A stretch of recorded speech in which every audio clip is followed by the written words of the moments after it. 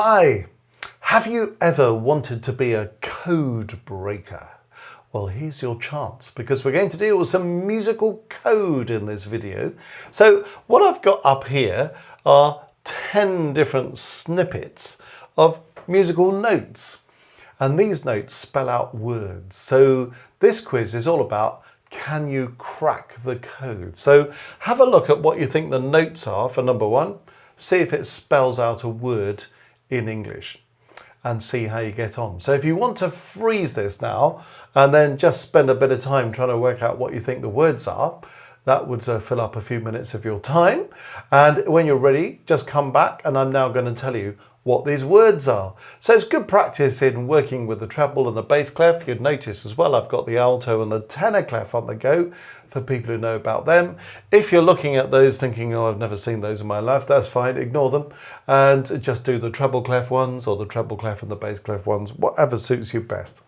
Okay, well, let's go through these now and see what they are. So in number one, we had a B followed by an E followed by a D. So bed, what does it sound like? So there we are. If it's time to go to bed, all you need to do is to play that little tune and every musician in the room will understand what you're wanting to do. And all the non-musicians will go, what? Anyway, so there's the first bit of code. Now, in the bass clef for the next one, so if you know your bass clef, you'll know the first note is a C, longer one, this one, and then it goes A, then there's a B, there's another B, then there's another A, then there's a G, and there's an E. Often people's favourite vegetable, cabbage. Do you like cabbage? Well, whether you do or whether you don't, this is what it sounds like in music.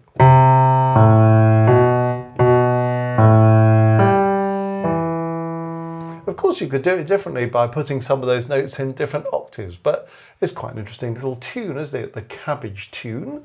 So next time you fancy some cabbage with your tea, you just have to play this.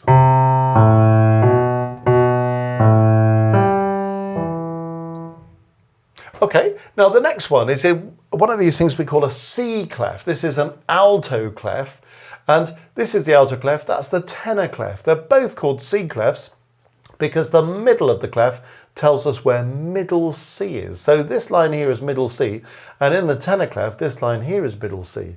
So if you didn't know about those before, you might want to pause now and have a think about what you think the notes are in the C clefs. But if you play an instrument like the viola, you'll be living in this alto clef nearly all of the time. So you'll know it really well. But if it's not your thing, playing the viola, chances are you haven't come across it. Some other instruments use it, sometimes the trombones in the orchestra, for example.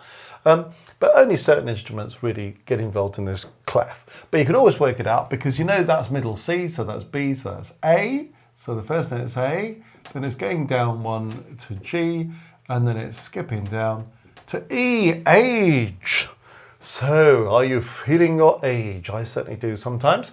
And the age tune is A, G, E. So there it is, that's age. Now we're going into the tenor clef. Well, if you're a cellist or a bassoonist, you might well be playing notes higher up in the range in the tenor clef. If you play the trombone in the orchestra, you might have come across the tenor clef there. Again, not so many people use it, but it's the same principle. You see, it's the same as this, but it sort of starts a line higher and finishes a line higher at the top. So this time, the fourth line up is middle C. So if that's middle C, then this must be B, that's A, and that's G. So if you want a bag, it goes like this. Three notes next door to each other. Okay, now we're in the bass clef. What have we got here? Well, the first note's A, then it's C, and then it's E. So if you're a card player, you'll be interested in ace, or maybe you're one of those people who just thinks they're ace.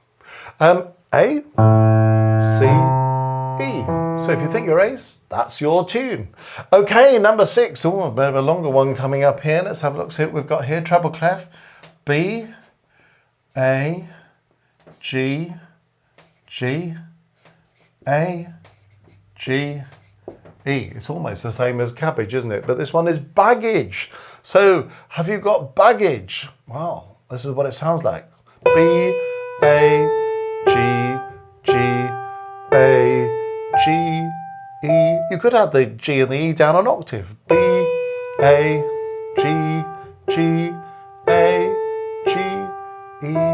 It's even more tuneful, really, isn't it? But there we are. So amazing how some of these words make quite nice little musical tunes, don't they?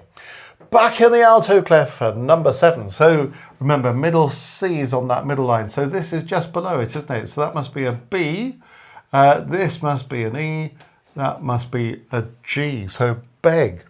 So B, E, G. Spelling out the word beg. Bass clef for number 8. What have we got here? We've got F, we've got A, we've got D. Fad. Lots of people are chasing the latest fad, aren't they? The latest fashion thing. F-A-D. So if you're into fad, that's how that would sound in music. Tenor clef again. So this time middle C is here. So this is B. That's A. Oh, so what's this then? D. Oh, let's hope you're not one of those. Bad. B, A, D. And the last one, number 10, is in the treble clef, but I've just thrown a lot of ledger lines above the stave. Can you work out your ledger lines this time? Well, what have we got here? We've got F, we've got A, this one is actually D, and E. So at the end of the song, sometimes things just fade away. So here's a fade tune. F, A, D, E. So how did you get on with our musical words quiz? If you got 10 out of 10, that's really good because it shows that you can work in all 4 clefs and you can do your ledger lines, which is brilliant. If you didn't get 10 out of 10, but that was because you didn't know about the alto and the tenor clef, well, that's absolutely fine. You can give yourself a mark out of something that's less than 10, and we've got 4, haven't we? So you could give yourself a mark out of 6 if you've done the treble and the bass clef ones. But if you've learnt a few new notes there or learnt something about a new clef, that's quite handy. If this has inspired you to do more code work as a musician, how many other words can you come up with that you could write down in music? You'll be amazed how many there are actually. Could you write your own piece of music that's all in secret code? Well, there's a challenge.